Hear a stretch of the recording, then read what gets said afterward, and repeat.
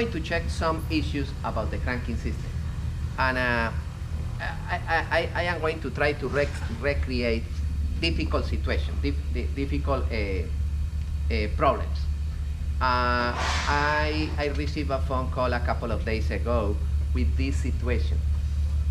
It's an inboard engine, a gasoline engine, and the customer said that when he tried to start the engine from the ignition switch in the pilot hand, he heard one click, but the motor is not spinning, it's not cranking, it's doing nothing. Okay, I want your suggestion. What do you think about that?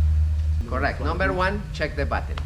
Once again, remove the terminals of the battery and check the load, the battery with the load tester. That's okay. Number one, the battery is good. And the guy put it, because I said to him, number one, we are going to check the battery. And with the camera, I helped to him and we checked the battery. Okay, the battery was good. All right. And now continue the click. What is your recommendation? Suppose that you are me in that troubleshooting, remote troubleshooting. What is your next recommendation to him? How many possibilities for click you have in the cranking system? You have the starter relay and then the... One possibility is here. And other possibility is in the solenoid of the start motor. Right. Yes or not? Yeah, yes. Okay. All right, you have two possibilities. One here in this solenoid and one here. I say to him in that moment, okay, my friend, your wife is, yeah, my wife is here. Okay. We are going to go down into the engine room and we are going to verify if the click is here or the click is here. Okay. Say to your wife that turn the key in the first position, ignition. The lady turned the key in the first position and we hear this relay. This relay. And I say to him that I use the test prop.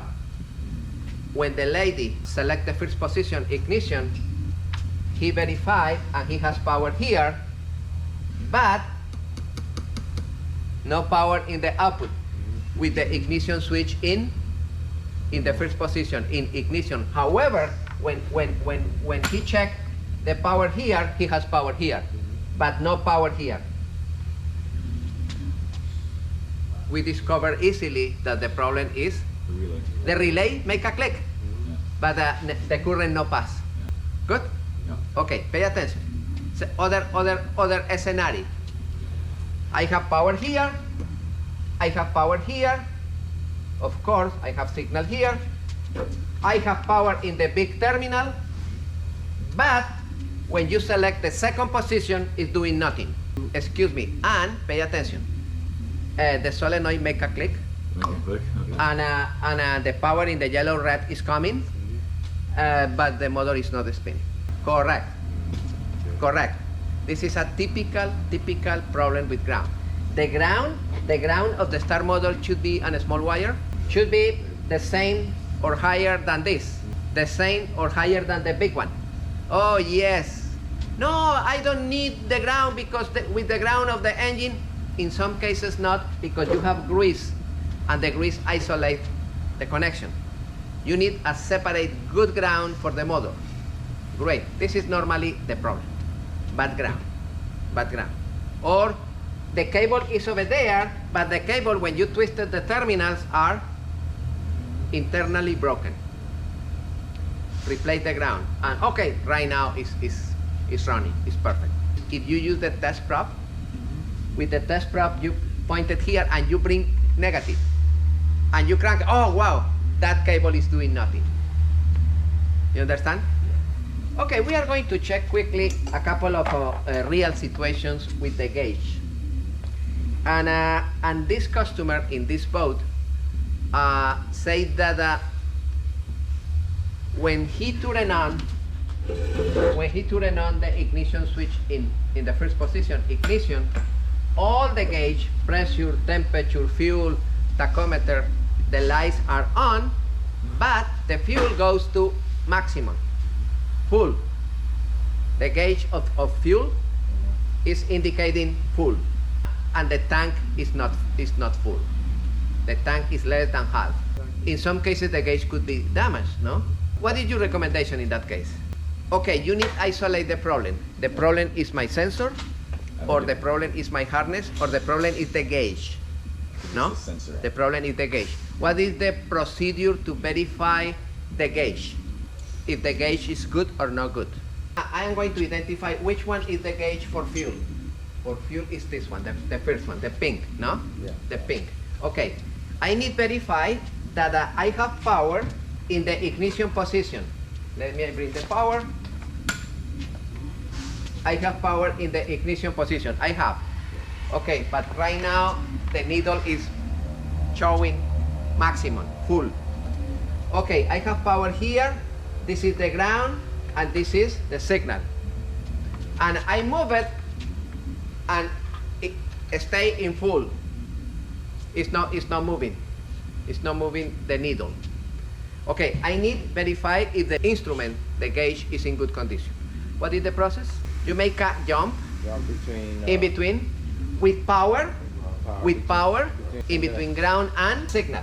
In between ground and signal, you make a jump, and the needle is moving.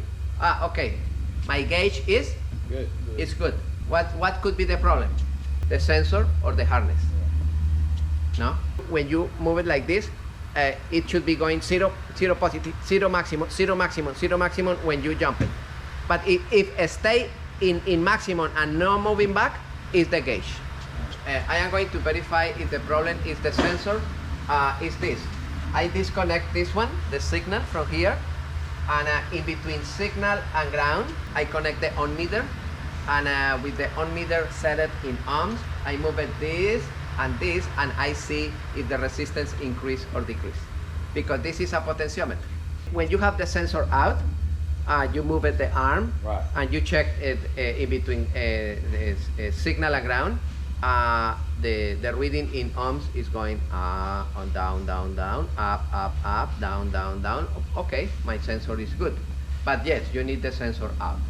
Don't forget that this signal in the tachometer, that signal is coming from the alternator, and that signal is AC.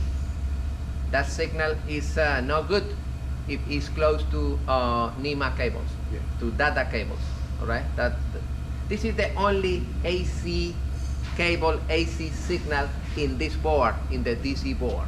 In which of those cables is supposed that you have a diode? In the output positive, that normally should be orange. In that one, normally you have a. In this output positive, you have two cables. One cable going into the a.c.r, big one, and other small cable going into the run relay. You remember the diagram? Yeah. Into the run relay to keep that relay closed and send the signal for the fuel injection pump solenoid Everything and else. priming pump fuel. No? That's the diode. In this output, normally you have two cables. One cable going into the a.c.r and other cable going into the run relay. Good, guys?